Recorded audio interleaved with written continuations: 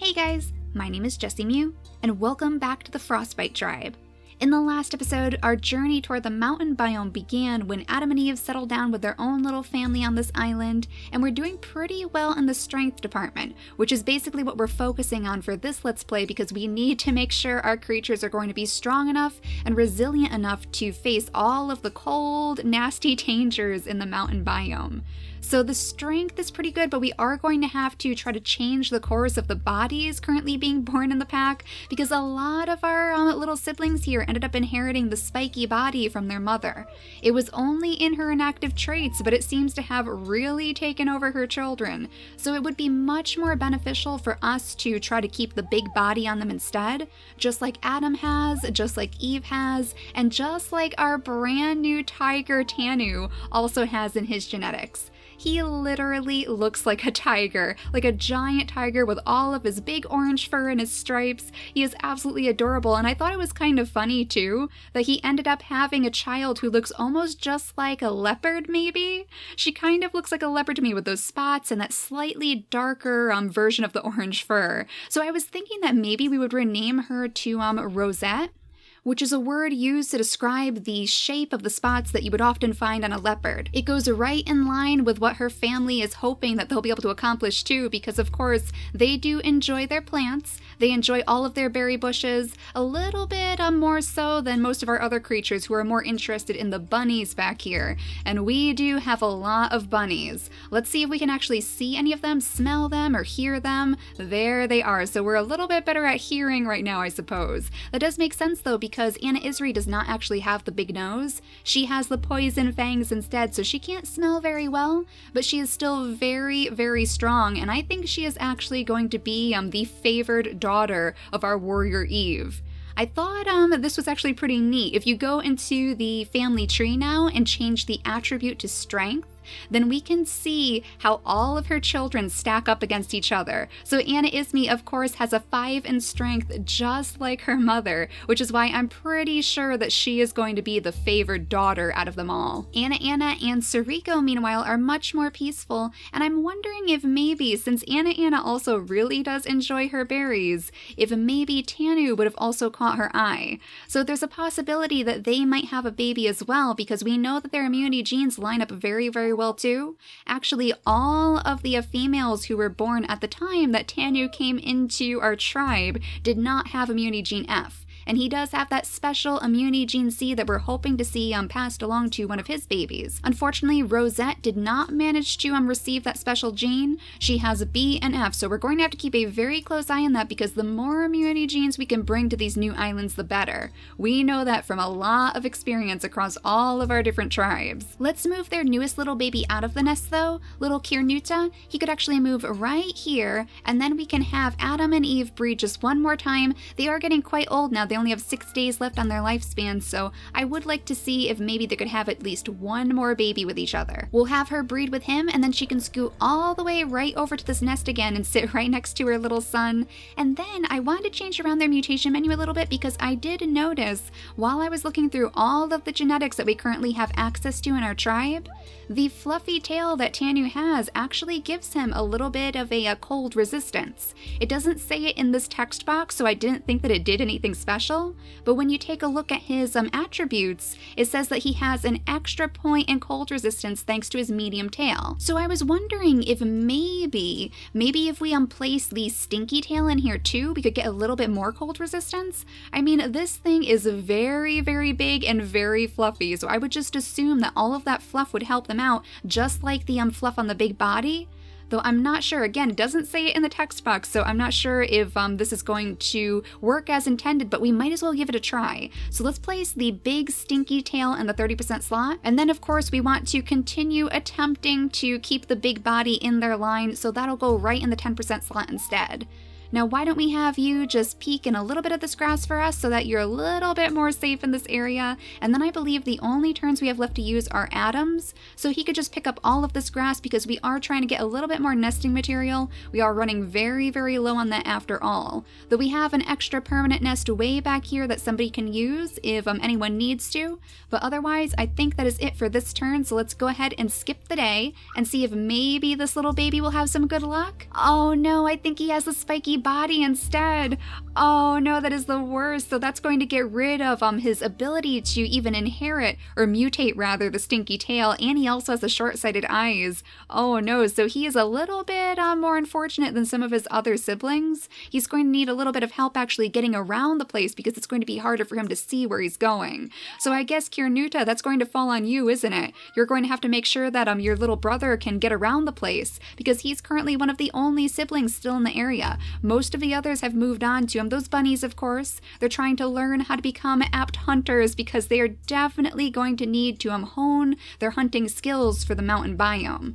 And we have a little bunny back here, and we did learn that Anna Ismay can hunt the bunnies much better when she's on the shore. She has that extra bit of camouflage thanks to her fur color. So how close is the bunny to her right now? Let's see. If we listen, then we can see it is right here. So she might actually be able to scoot over this way and grab the bunny for us. But there we go. Yet another bunny in the bag. Yet another bunny for you. I mean, not only is she super strong, but she's also a very good hunter. So yet another reason for Eve to favor her as a potential candidate to take over the island once she's gone. Now, if we could just scoot Tanu to the side for a moment, then we could actually bring his little baby out of the nest, and then we'll have to shuffle Sariko around him to breed with him one more time. So let's see if I can click on this correctly. There we go. I don't want her moving off into the grass because we need her to use her last turn to settle right back down on the nest. So we definitely don't have to worry about the spiky body with this pairing because they both have the big body and both of their traits.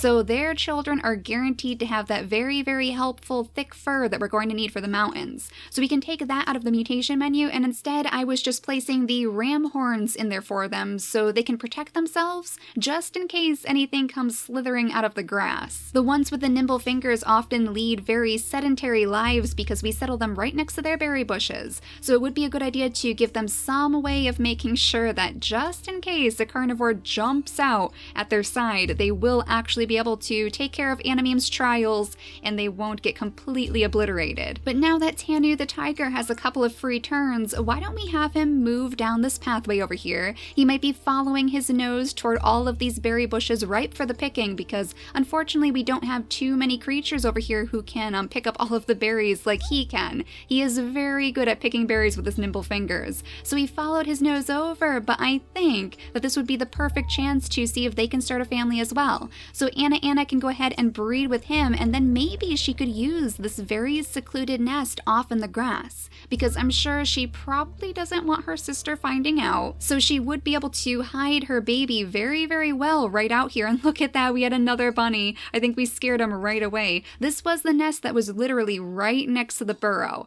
It did get covered up again because that little patch of grass actually grows back. So the bunnies did a pretty good job of hiding their burrow because they knew that we would try to uncover it. So they made sure that it would be easy for them to cover up again, I suppose. And for that matter, this is also going to get covered up again too. So Tanu, why don't you grab as many berries as you possibly can, and then on the next turn we'll bring him back to his original family. Oh, wait a second. I think Sariko is actually not pregnant, is she? That must mean that the breeding failed. Oh my goodness, I completely forgot about that. That goes along with the new fertility trait. Even though Sariko has very, very high fertility, Tanu's is a little bit lower, so that must mean that their breeding actually failed. Look at that. Okay, so we're going to need to spend a little bit more energy on their family if we want to continue that. But at least he does have one baby being born on this turn because Anna is definitely going to give birth as soon as we pass the day. Now let's move Eve over here to help out her mate as they try to clear out a little bit more of this grass. We'll have her hop right over to the other side of him and just pick up the grass right by all of these snowy ports. We also have our porcupine brothers hiding way off in the grass over here with their big noses. They're using their big noses to their advantage though to try to find some bunnies off in the grass. Unfortunately, it doesn't seem like any of them are over on this side, and that might be because they are so very close to this burrow. So why don't we move them a little bit deeper into the grass? Oh, look at that, we have yet another nest over here too. So pick up that grass nest too, so we know it's there. And then Kirnu can move right over to this side, and I think I see another bunny over here. Look at you. You don't even know that you are walking straight into the jaws of danger, do you? Our little poison-fanged mouth of bunny doom. So unfortunately, Siriko is not going to be giving birth on this turn, but her sister Anna will, so maybe we should swap this around yet again, and just place the big body in here instead so that it's a little bit more likely, hopefully, that we can pull the big body out of her genetics instead of seeing the spiky body pass on to her babies. Let's go ahead and pass the day and see. Let's cross our fingers. I think it actually worked. Oh, look at you. You are so adorable, but you almost look just like your sister. She managed to pull the spots out of her genetics instead. So that's quite interesting. She looks like she could be a baby between Siriko and Tanu, but she is definitely not. So she has the big body, and she has the medium tail too, so she should have an extra cold resistance. Not right now because she's just a baby. We'll have to keep that in mind when we're in the mountain biome, because we'll need to keep the babies very, very close to us to keep them warm. Oh my gosh, Coco is an adorable name though. I think I might actually leave it like that because she does almost look like a little chocolate chip cookie maybe, especially with those brown eyes. So while we send Rosette off to the side a little bit so she can still pick up the berries, we'll bring Tanu right back over here so Siriko can let him know that she was not able to have her baby. We'll go ahead and breed them again, and there we go. That time it definitely worked. So she's going to be able to have a baby on the next turn now, and that means we can go back to our previous setup where we had the ram horns in here instead. So hopefully at least one of these babies today will be able to mutate that stinky tail so we can see if it works any better. But you guys back here, let's see, are there any bunnies in the area now? It doesn't seem like it. It doesn't look like anything spawned over here, but this might be a good time for you guys to see if maybe you could get one of these moles. They were having quite a bit of trouble hunting the moles last time, so they need to learn how to do that. They need to learn how to get as much food as possible. I think this mole might actually be in its burrow though. It looks like it's very, very far down. So we just have some bunnies over on this side instead. Let's have Anna Ismi jump over here. Oh, that bunny may have actually seen you, so why don't you stay right there for a moment and be very, very still, and we'll keep moving your brothers down the path to try to clear out this area a little bit. Let's see, this bunny is definitely aware of your presence, I think. It definitely seems to know that you are right there lurking in the area. And in fact, it has skittered way off into the darkness. So why don't you jump over here? Oh my gosh, there we go. We found two more bunnies. So she just guessed where she assumed that the bunny was most likely hiding, and she was very, very right. So at least we have one little patch of meat to pick up as long as we don't lose it in all of those tall flowers. Anna might be able to make a very secretive pathway out of her little nest area, so why don't we have her pick up this grass right here so she can get right back to her berry bushes, and we should probably also have her pick up the grass right on the bunny burrow too. We don't want her getting too far away from her baby, but she can scoot right up here instead just to light up a little bit more of this grass for us. And then it looks like Adam and Eve are getting their very first look at some of the snowy ports over here. So maybe they're getting a little bit curious, and it might be a good time for Eve to officially announce Anna Ismi as the heir to her throne. So once she comes back from bunny hunting, we'll have them do that, but for now they can dive into the grass again and search for more resources, even more of these nests, so plenty of opportunities for them to continue their families even as they're leaving the island. This might be a good place for some of those last-minute babies to be born on the island so they can still get to the ports. But let's move little Van Vanro out of the nest so that, oh my goodness, wait a second, I was going to have his brother go to the other berry bush, but it looks like you can actually catch a bunny too. There we go, we managed to swipe up that bunny pretty easily, so we'll be able to grab his meat on the next turn as well. But for now, let's go ahead and skip the day again and see what this next little baby is going to look like.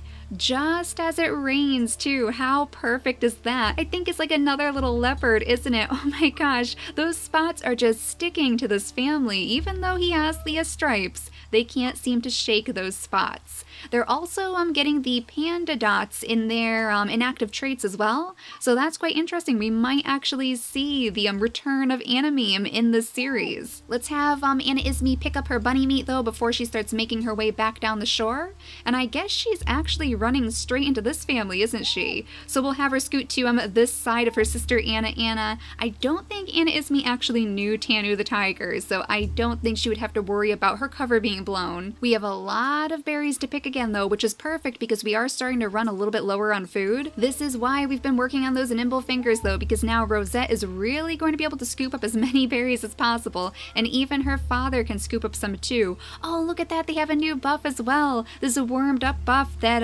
makes it so they have a little bit of an increased cold resistance when they're huddled by so many of their pack mates. That's absolutely adorable. It reminds me of little penguins maybe all huddling together. So again, another thing for us to remember as we travel to the next island, we're going to want to make sure that a lot of creatures are especially huddled around the nests so that the babies can be nice and warm as soon as they're born. We will need to spread them out a little bit though if we scoot Tanu over here again and then Siriko right here to breed with him. Then she should be able to settle down in this nest instead. And again, she is actually pregnant this time, so she'll be able to give birth on the next turn. Kirnuta has bunny meat to pick up, but I think instead he's going to jump over here and grab this bunny too. So he's getting a little bit greedy Kirnuta, but at least he's managing to gather up a whole bunch of food for all of his tribe mates. Now Van Vanro should be within the line of sight of Siriko, so he shouldn't have to worry about getting too separated from the pack.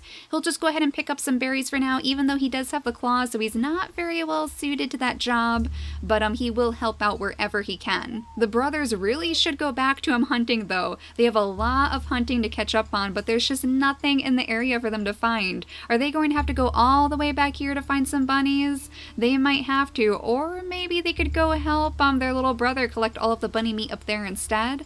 I guess for now we'll just have them keep making all of their pathways in the grass so they can get around very, very easily. There we go. So we shouldn't have too much trouble just zipping around this little island if all of the grass is cleared out. We do have 11 pieces of nesting material now too, so plenty to bring with us. And only 2 days remaining on Adam and Eve though. Oh, this is so sad. Our first generation is already passing away. Let's let them have one more baby for possibly that big fluffy tail, the big stinky tail rather, and the big body as well, and hopefully her crown of ram horns, because we want to see that popping up on many, many more of our creatures. Unfortunately, I think the only two who currently have them are, of course, Anna Ismie, our favorite packmate, and her little brother way back here, Kirnuta. So we definitely need to see more of those big, strong ram horns before we're ready to take on the mountains, because I don't think Animeme is going to be too impressed with us if we don't have those ram horns at the very least. Now look at that, Adam actually has an extra day remaining on his life.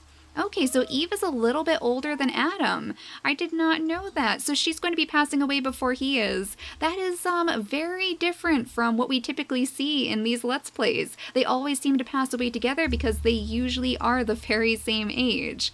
So let's see, let's pass the day again and we'll make sure that nothing is going to jump out at our critters. We did have one challenge from my Animeme so far, but it looks like everything is okay. Now, does this baby have the spiky body again? Yep, I think he does. So it is very, very hard, much harder than I thought it was going to be to keep the spiky body out of our genetics. We're going to have to keep that in mind going forward and maybe try not to breed the creatures with that in their traits, because we really need to try to focus on the big body instead. But there we go, we managed to get the stinky tail. Now let's see, is that going to give us any extra stat boosts? Oh no, it doesn't look like it. Okay, so we just have that distasteful scent now. So hopefully that'll mean at the very least that we'll be a little bit less likely to have our nimble fingered creatures munched on when they are in the mountain biome, because I know there are a lot of very dangerous predators lurking around in that area. So it would be a good idea for us to have some sort of way of keeping them safe anyway, especially because they'll be a little bit less strong than our warriors,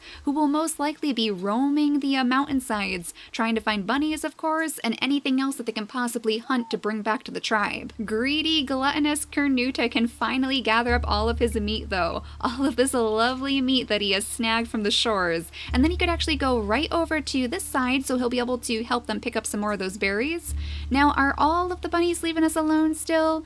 It seems seems like it. Oh, wait a second. Here's one of those bunnies. This might finally be your chance. Our porcupine brothers might finally be able to hunt something. Let's see if they can pin it between them. Let's see. If we move right here, then we can finally have Roku jump on this bunny and snag it up for us. There we go. So they've managed to work as a team at the very least. We are slowly getting there. We are slowly but surely learning how to become carnivorous creatures on this island. So hopefully that means that they will have a ton of experience to take with them. But first we might want to come up with some suitable names for these little babies as well. So going along with the big cat theme maybe, we could name this one Cloud, like a clouded leopard.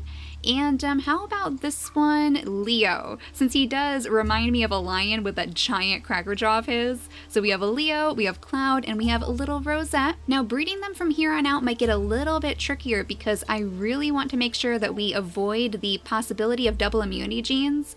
The sicknesses can now spread between your creatures, so if one baby gets sick, and if we don't quarantine him in time, then that could lead to the entire tribe catching the common cold.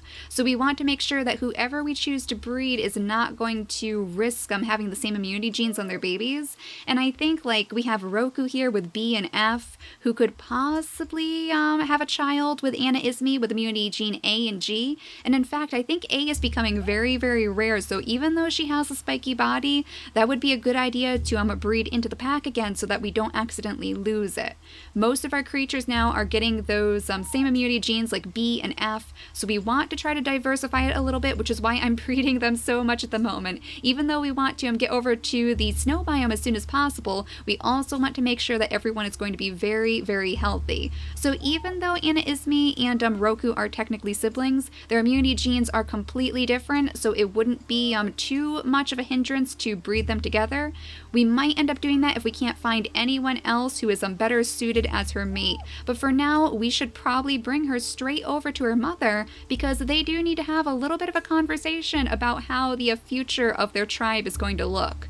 I think Eve would want her to try her best to prepare the tribe to migrate to these brand new snowy tiles that she just discovered. They would, after all, both be much more connected to Anime with their big ram horns, so if there was any sort of calling that the goddess of war was giving them right now, they would definitely both hear it. And so would Kirnuta actually. Little greedy Kirnuta. Maybe that's part of the reason why he's stockpiling so much meat, because he knows too that pretty soon they're going to be shipping off to the next island, and they will definitely need a whole bunch of food to do so. So speaking of which, let's have Rosette pick up all of the berries that she possibly can. She could scoot over here so she could help out with these berry bushes too. But for now, we're going to want to have Siriko to breed yet again with her mate Tanu so that they can have another baby, hopefully, with that special immunity gene. Cloud is going to have to scoot over this way to spend time with their little brother. And now we have like all of the kids kind of sectioned off on this side of the island. We can have Van Vanro go ahead and pick his berries too. And I suppose we also want to make sure that these babies are getting their orange gems just like their father, which should blend in very, very nicely with their color fur as well. So another one of the changes that I love to this family tree, we can just go right in here and change all of their gems over to orange. Leo doesn't have one just yet because he's a little bit too young, but I think we're going to have somebody repair this nest too, right? So Tanu can scoot over here, repair the nest for his mate, and then she can sit right inside. And now he is very close to him where his other baby is too, and she should probably also take on those gems since she is related to our Tanu the tiger. I wonder if maybe he would scoot over here and come meet his other daughter. I suppose he could, and for that matter, we could also have Anna come over here and breed with him again so that she can sit in her other nest, and that gives us yet another possibility to inherit that special gene. We know that we don't need that fluffy tail anymore though, so let's go back to focusing on our strength related genes. We'll keep the big body in here, and of course those lovely, lovely ram horns as well. And then we can have maybe Coco scoot on up this way to grab some of the berries for her mother, all of those berries that she was not able to pick. And I think we could probably have Adam come down here to help his sons pick up the bunny meat that they just caught. There we go. So look at that. Your father must be so proud of you two, managing to catch that bunny by working together to pin him between you. Now, I guess all we can really do for poor Eve, who is going to be passing away on this turn, is maybe scoot her right up here to, oh my goodness, finally, finally catch this pesky mole. There we go. On her very last turn, we finally managed to catch one of those pesky moles. I'm sure Anna Ismay is very impressed. Even though she prefers the bunny meat, she hasn't exactly seen anyone catch one of those moles before. So she can spend her mother's very last day right at her side. We'll go ahead and skip the day as she passes. And now she can actually take care of her youngest brother as well, little Kuvan. And I think, oh, there we go. We have the ram horns back here. 2 ram horns. Oh my gosh, 2 ram horns of the exact same pink color. How adorable is that? I think anyone would be very, very suspicious of these two if they happen to see them side by side. This one is just missing the spots, of course. She also has a spiky body, which is a little bit more unfortunate. She would have had the medium tail too to help with her cold resistance. Van Kunu, on the other hand, has the fishing tail, so he should at least be able to fish just like his mother, but I'm honestly not sure if we're going to be running into any fish in the mountains. I'm not sure if that's going to be a reliable source of food. We are getting to the point though where a lot of our creatures are strong enough that I wouldn't feel too bad maybe bringing them over to the mountain ports, and Anna Ismay is probably going to want to send them over there as soon as possible anyway, since her mother did just pass. Adam is probably on his way on this very next turn as well, so it's time for this newest generation to take matters into their own hands and see what else they can find on different islands. So after we increase our food supplies just a little bit more, we'll go ahead and gather up all of our big-bodied creatures, all of our clawed creatures, of course, so that they'll be nice and strong, and a couple of our nimble-fingered creatures too, to hopefully pick from some of the very scarce berry bushes in the area. And we'll see how they do surviving in the cold, harsh mountains waiting for them on the other side of those ports. But for now, thank you all so much for watching, and I'll see you all next time. Bye, guys!